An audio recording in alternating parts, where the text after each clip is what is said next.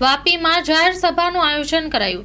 વાપી મહાનગરપાલિકામાં સમાવી લેવાયેલ ગામના વિરોધમાં ગામ લોકોએ અનંત પટેલની આગેવાનીમાં જાહેર સભાનું આયોજન કર્યું હતું અને 6 ફેબ્રુઆરીએ પારડી પ્રાંત અધિકારીને આવેદનપત્ર આપશે। Story report by Jitendra Mayvanshi, Vapi. Vapi મહાનગરપાલિકામાં જબરજસ્તી જોડવામાં આવેલા 11 જેટલા ગામોના લોકો દ્વારા આજે એક જાહેર સભાનું આયોજન કરવામાં આવ્યું હતું અને અમને પણ નામધા ગામે આમંત્રણ આપવામાં આવ્યું હતું।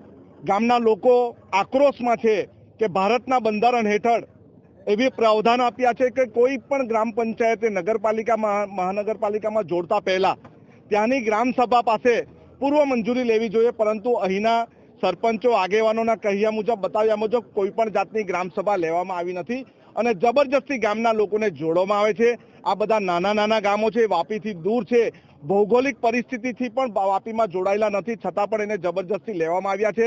એનો ઘોર વિરોધ કરવા માટે આજે સૌ ઉપસ્થિત હતા। આવનારી 6 ફેબ્રુઆરીએ પણ અમે પારડી ખાતે પ્રાંત અધિકારીને આના વિશેનું આવેદનપત્ર આપવાના છે અને આવનારા દિવસમાં અમે ઉગ્ર આંદોલન બનાવીશું।